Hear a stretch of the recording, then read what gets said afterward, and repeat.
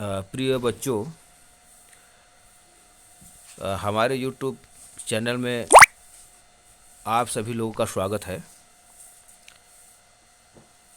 आज हम प्रश्न बैंक कक्षा 12 सत्र 2021-22 विषय भौतिक विज्ञान का यूनिट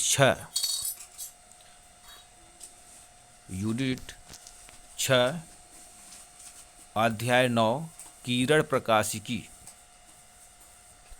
का हम लोग हल देखेंगे।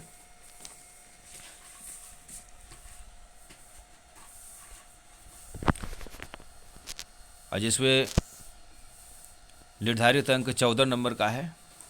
वस्तुनिष्ठ प्रश्न 7, अति लघु उत्तरीय प्रश्न 2 अंक का है, जिसमें 2 प्रश्न आएंगे। और लघु उत्तरीय प्रश्न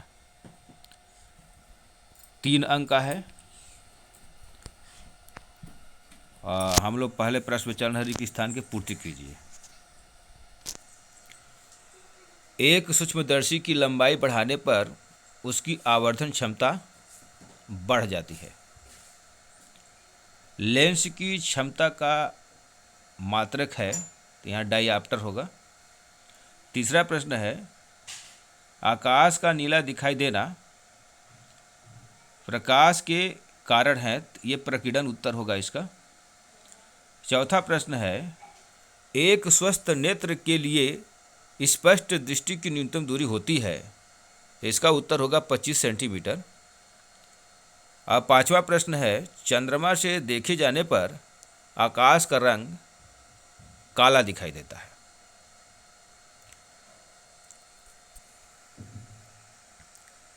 अब हम लोग चलेंगे, सही विकल्प का चयन करेंगे। जिसमें पहला प्रश्न है, निम्नलिखित में से किस रंग के लिए कांच का अपवर्तनांक न्यूनतम होता है, इसका उत्तर होगा लाल। दूसरा प्रश्न है, एक लेंस की फोकस दूरी किस रंग के लिए न्यूनतम होती है, तो इसका उत्तर है बैगनी। तीसरा प्रश्न है, हीरे की चमक का कारण है, तो इसका उत्तर है पूर्ण आंतरिक परावर्तन। चौथा प्रश्न है, 20 सेंटीमीटर फोकस दूरी वाला अवतल लेंस और 25 सेंटीमीटर फोकस वाला उत्तल लेंस संपर्क में रखे हैं, तो संयोजन की फोकस दूरी, तो इसका उत्तर होगा ऋण 100 सेंटीमीटर।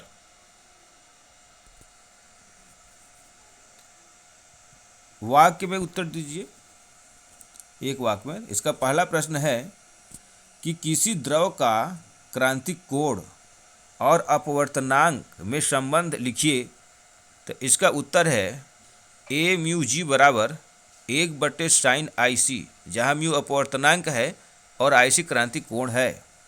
दूसरा प्रश्न है, लेंस के लिए U तथा V एवं TF में संबंध लिखिए, तो इसका उत्तर है 1/F बराबर 1/V ऋण 1/U। तीसरा प्रश्न है, लेंस द्वारा उत्पन्न रैखिक आवर्धन का सूत्र लिखिए, तो रैखिक आवर्धन का सूत्र होता है प्रतिबिंब का आकार बटे वस्तु का आकार। चौथा प्रश्न है, उस माध्यम का अपवर्तनांक ज्ञात कीजिए जिसका क्रांतिक कोण 45 डिग्री है, तो यहाँ पे म्यू बराबर 1/sin IC की जगह हम 45 डिग्री रख देंगे, तो इसका उत्तर हो जाएगा √2।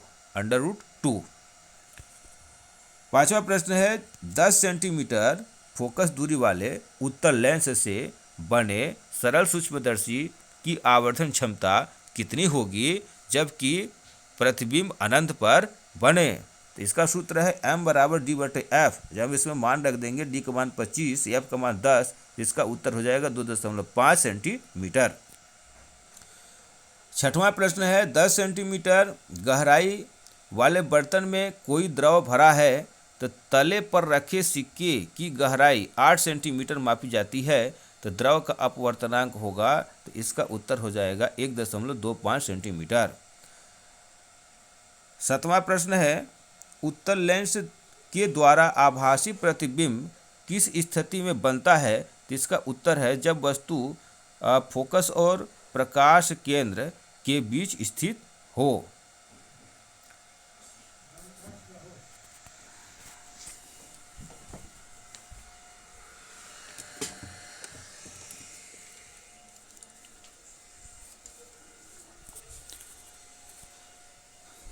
अगला प्रश्न है अति लघुत्तरीय प्रश्न 2 नंबर का है।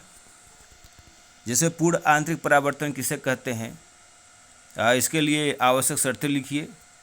दूसरा प्रश्न है सघन माध्यम में स्थित वस्तु के विरल माध्यम से देखा जाता है तो वह कुछ ऊपर क्यों उठाई देती है, क्यों उठी दिखाई देती है। और तीसरा प्रश्न है प्रकाश की तंतु क्या है, यह किस प्रकार कार्य करता है। चौथा प्रश्न प्रिज्म का न्यूनतम विचलन कोण किसे कहते हैं। पांचवा प्रश्न प्रिज्म से अपवर्तन को सचित्र समझाइए। छठवां प्रश्न स्वच्छ आकाश के नीला दिखाई देने का कार्य स्पष्ट कीजिए। सातवां प्रश्न 3 सेंटीमीटर कोई बीम 21 सेंटीमीटर फोकस दूरी वाले लेंस के सामने 14 सेंटीमीटर की दूरी पर रखी है तो लेंस द्वारा निर्मित प्रतिबिंब का वर्णन कीजिए। तो इसका प्रश्न उत्तर पीडीएफ बना करके हम नीचे लिखे हैं, जिसका अभी हम लोग हल करेंगे। और ये लघु उत्तरीय प्रश्न है संयुक्त सूक्ष्मदर्शी की आवर्धन क्षमता के लिए व्यंजक ज्ञात कीजिए। दूसरा प्रश्न सरल सूक्ष्मदर्शी की आवर्धन क्षमता के लिए व्यंजक ज्ञात कीजिए। तीसरा है संपर्क में रखे 2 पतले लेंस की संयोजन की फोकस दूरी के लिए व्यंजक ज्ञात कीजिए। चौथा है प्राथमिक और द्वितीय केंद्रधनुष में अंतर लिखिए। पांचवा है किसी संयुक्त सूक्ष्मदर्शी की अभिदृश्य की फोकस दूरी 1 सेंटीमीटर, नेत्रिका की फोकस दूरी 2 सेंटीमीटर तथा नली की लंबाई 20 सेंटीमीटर हो तो इस यंत्र का आवर्धन क्षमता ज्ञात कीजिए जबकि अंतिम प्रतिबिंब अनंतवर बने। ये अध्याय 10 का हम पहले ही इसको हल करवा चुके हैं। अब हम आगे चलते हैं, इन प्रश्नों का हल देखेंगे।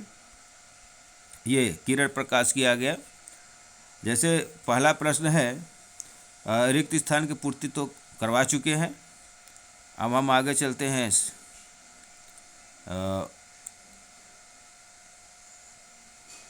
ये सब करवा चुके हैं, ठीक है। अगर न समझ आए तो इसको रोक रोक के आप लिख करके देख सकते हैं, ठीक। अब हम आते हैं जो प्रश्न नंबर 3, जो प्रश्न नंबर जो 2 का है अति लघुत्तरीय प्रश्न, 2 नंबर के हैं।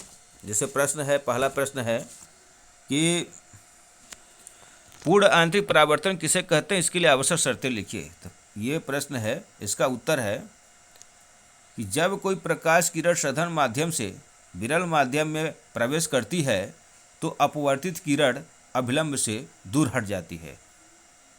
जब आपतन कोण का मान क्रांतिक कोण के मान से अधिक हो जाता है तब प्रकाश किरण उसी माध्यम में वापस लौट आती है। इस परिघटना को पूर्ण आंतरिक परावर्तन कहते हैं।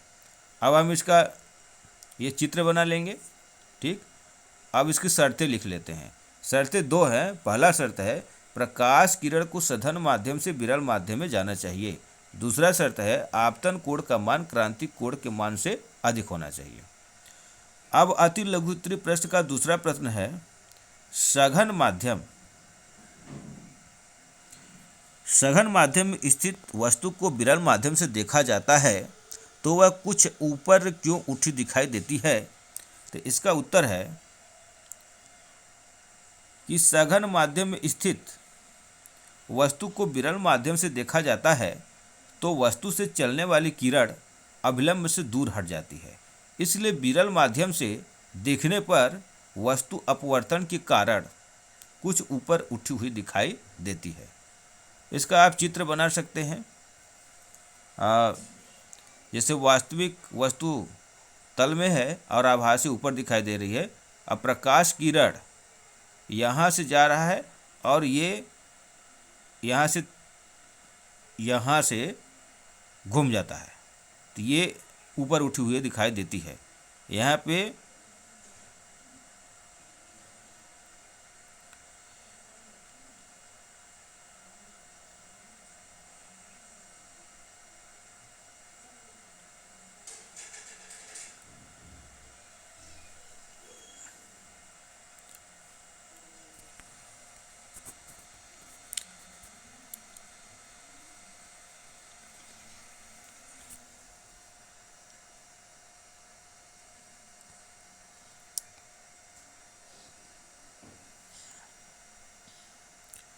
इसका चित्र आप किताब में देख करके बना लेंगे, ठीक है ना।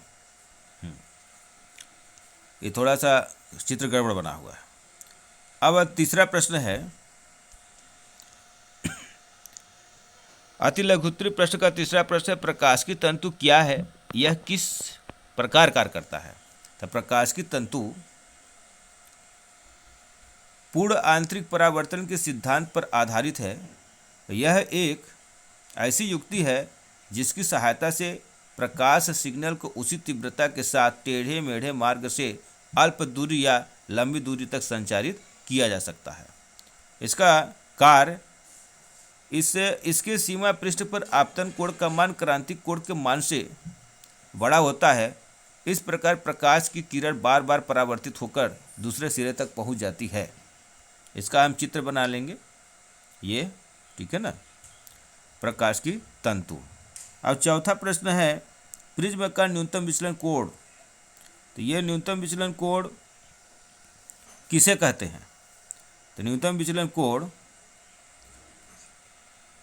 यहाँ से हम लिखना शुरू करेंगे। प्रारंभ में आपतन कोण का मान अधिक होता है तो विचलन कोण का मान भी अधिक होता है, लेकिन जैसे जैसे अपवर्तन कोण का मान बढ़ाते जाते हैं तो विचलन कोण का मान कम होता जाता है। अपवर्तन कोण के एक विशेष मान के लिए विचलन कोण का मान न्यूनतम होता है। इसके आगे अपवर्तन कोण का मान बढ़ाने पर विचलन कोण का मान कम होने के बजाय बढ़ने लगता है। इस न्यूनतम मान को ही न्यूनतम विचलन कोण कहते हैं। इसे हम डेल्टा एम से दर्शाते हैं। यह है आपका ग्राफ है जिसे आप बना सकते हैं। अगला प्रश्न है 5वां नंबर, अति लघुत्तरीय का, प्रिज्म से अपवर्तन को सचित्र समझाइए। तो ए बी सी ये प्रिज्म है, ये पी क्यू आपतित किरण है, क्यू आर अपवर्तित, आर एस निर्गत, और ये एम एन अभिलंब है और एम डैश एन अभिलंब है। ये डेल्टा एम विचलन कोण है। तो यहाँ पर हम इसका नाम भी दे दिए हैं, पी क्यू अपवर्तित, क्यू आर अपवर्तित, पी क्यू आपतित किरण, क्यू आर अपवर्तित किरण, आर एस निर्गत किरण, डेल्टा न्यूनतम विचलन कोण, एम एन डैश और एम डैश एन डैश अभिलंब है, एम एन और एम डैश एन डैश अभिलंब है, आई आपतन कोण, आर अपवर्तन कोण। अब हम अगले नंबर में चलते हैं, प्रश्न नंबर 6। स्वच्छ आकाश के नीला दिखाई देने का कारण स्पष्ट कीजिए। तो इसका उत्तर हो जाएगा कि स्वच्छ आकाश नीला दिखाई देता है क्योंकि रेले के अनुसार कम तरंगदैर्ध्य वाले प्रकाश का प्रकीर्णन अधिक होता है तो नीले रंग का तरंगदैर्ध्य लाल रंग के तरंगदैर्ध्य से कम होता है। अतः जब सूर्य का प्रकाश वायुमंडल के अणुओं पर पड़ता है तो नीले रंग का प्रकीर्णन अन्य रंगों की तुलना में अधिक होता है, इसलिए आकाश नीला दिखाई देता है।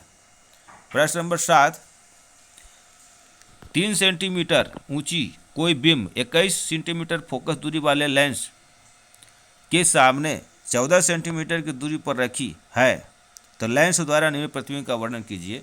तो यहाँ पे हम 1/f बराबर 1/v 1/u का ये सूत्र लगाए हैं, जिसमें f का मान -21, अब v का मान जांच करना है, u का मान -14।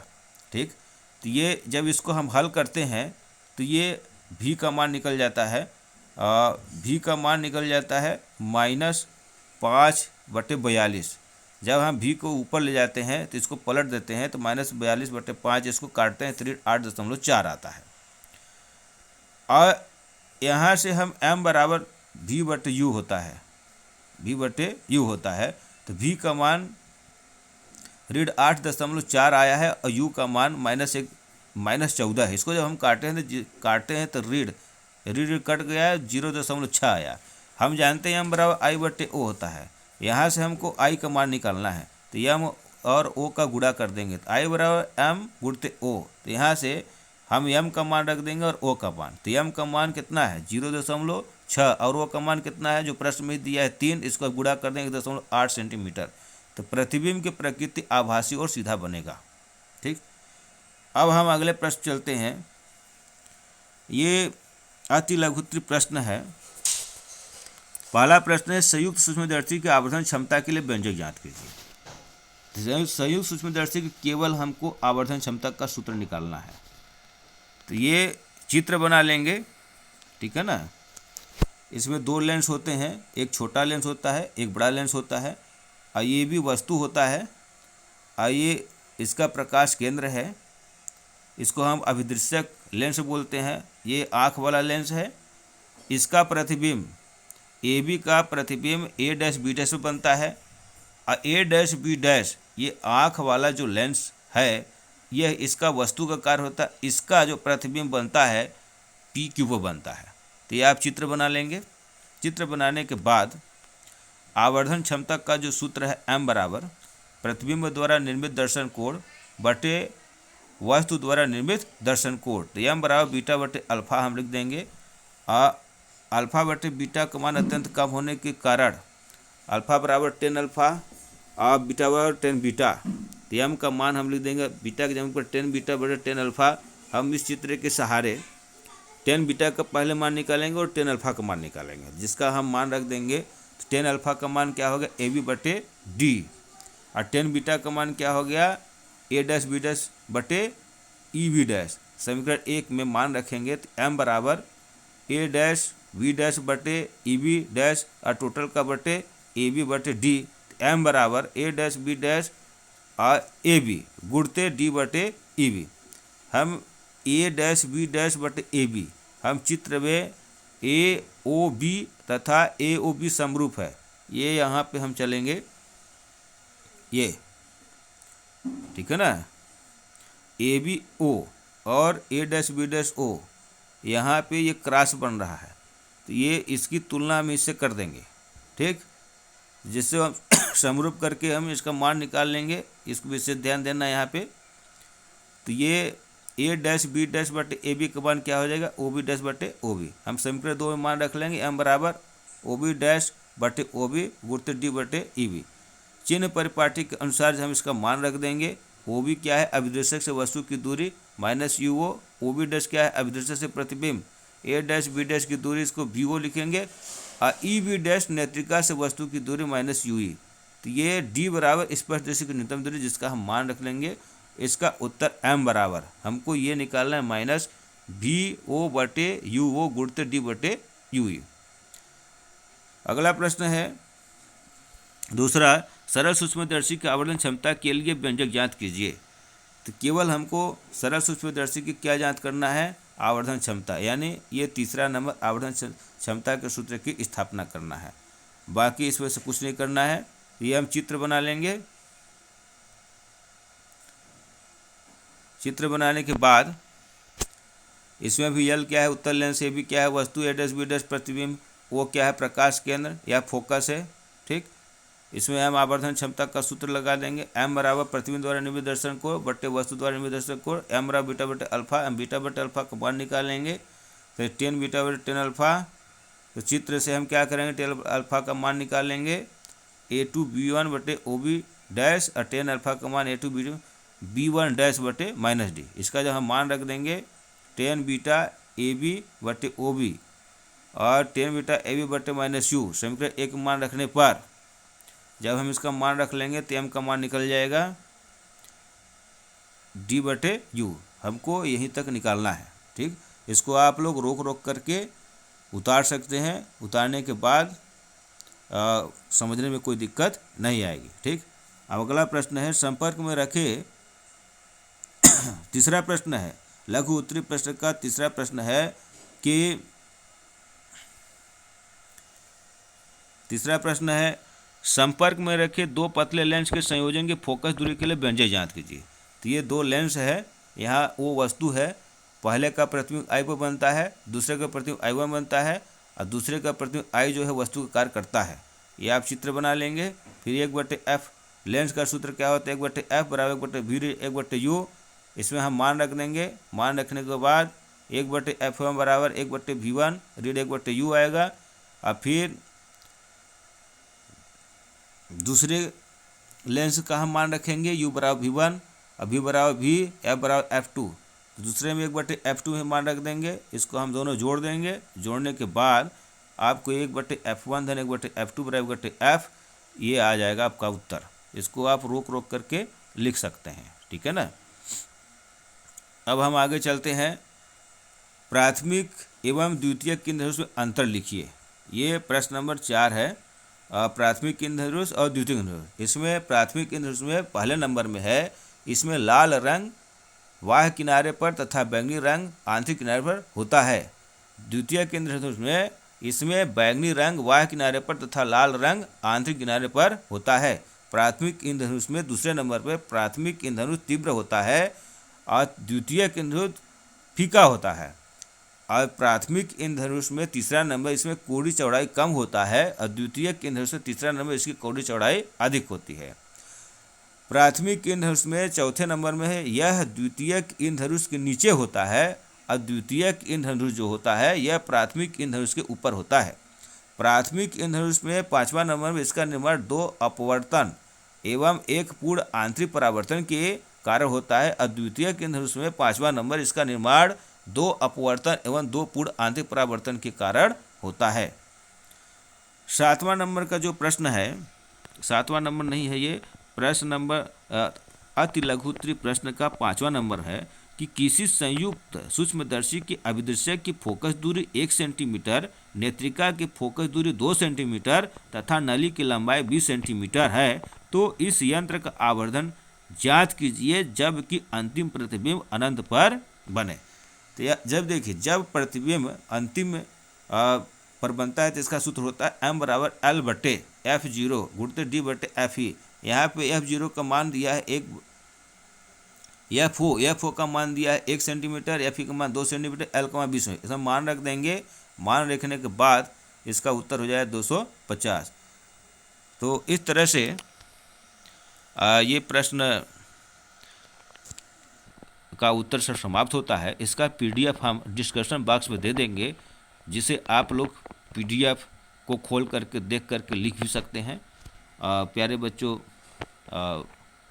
कोरोना के काल बड़ी तेज़ी से बढ़ रहा है। प्रश्न बैंक पर आप लोग ध्यान दें और इसी से सब प्रश्न आना है।